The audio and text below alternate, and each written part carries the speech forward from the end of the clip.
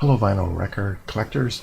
Today two groups I like to show from my collection. The first being Tommy James and the Shondells. Tommy James' real name was Tommy Jackson, and when he was still in high school he used to have a band and they recorded the song Hanky Panky, but there was no national distribution and so there wasn't a great deal of success with the single. Consequently the band went their separate ways after graduating from high school. Turned out though there was a DJ in Pittsburgh that was playing that record and it became a hit in the Pittsburgh area, and as a result Tommy James was signed to the Roulette label, and because his original band had disbanded he had to put together a new band and they started putting out albums, the first one being Hanky Panky, which was the successful single. Hanky Panky, this album went to number 46 on the Billboard charts.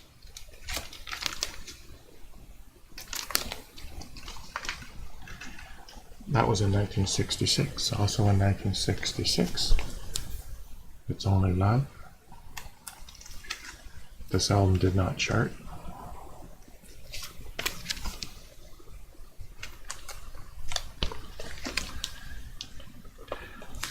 The next album they put out in 1967 was one called I Think We're Alone Now, and I'm positive I have that record in my collection, but I could not find it. I must have it misfiled.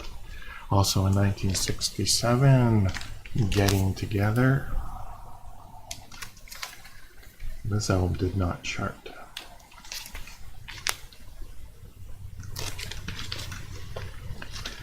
Next album from 1968, Mony Mony. This one reached 193 on the Billboard charts. Of course, a lot of people know Mony Mony from Billy Idol in the 80s. Had a big hit with that song.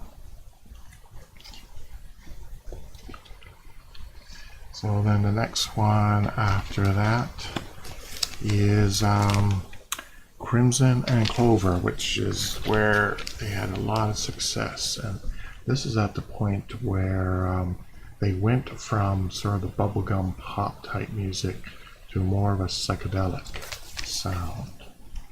And there was two big hits on this one. It was Crimson and Clover and Crystal Blue Persuasion. And this album reached number 8 on the Billboard charts. This is one of my all-time favorite albums. Continuing in the psychedelic theme, back to the next one, that's Cellophane Symphony. Listening to the first track on side 1. If you didn't know who you were listening to, you might guess it was Pink Floyd. That's how psychedelic they had started to become by this album.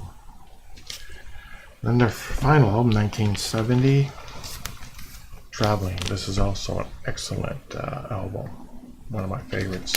This is on the Billboard charts at 91.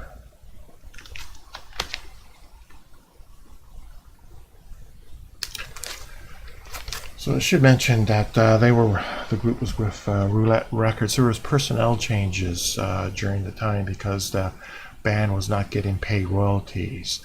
Roulette Records is alleged to have been run by a New York mob, Genovese family I think it was, and they were not paying the artists that were on the label. The only advantage to being on the label was you had full artistic control, and you could do pretty much whatever you want. Eventually Roulette was bought out by, I think it was EMI Rhino Records, and at that point when they started re-releasing Tommy James and the Shondells records, Tommy James was starting to get royalties, so he was finally getting paid for his records. Up until that point the only money he was making was in live appearances. After Traveling in 1970, the band broke up for good. Tommy James went on his own, and he did have a big hit around 1970 called Dragging the Line, if you might remember that one. So that's sort of an overview of Tommy James and the Shondells. The second group I'd like to talk about briefly is the Chamber Brothers. This is a group from the 60s. Originally started out singing gospel music, Then they switched to folk music, and they played, I think it was in 1965 at the Newport Folk Festival. Eventually, though, they started getting into more soul, rock, and even psychedelic sound. They put out quite a few albums. And unfortunately, in my collection right now, I only have a few. I'm still trying to get the other ones. But the band consists of the Chambers brothers, George, Joe, Lester, Willie, and they added drummer Brian Keane. The first album that I have in my mind is Now from the Vault from 1966. Vault by the Vault. The next one in my collection is that one that had a tremendous amount of success. Time Has Come. Time Has Come reached number 11, the single on the Billboard charts. It stayed at number 11 for I think 4 weeks.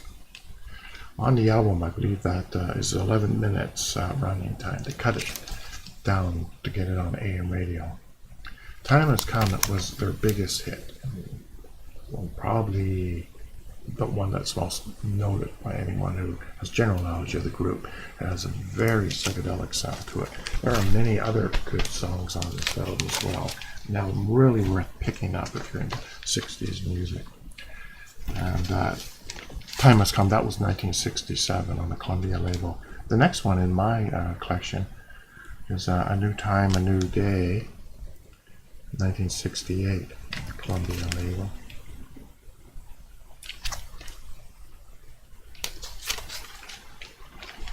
And next one in my collection, Love, Peace, and Happiness, recorded live at Fillmore's East, and that was 1969 on the Columbia.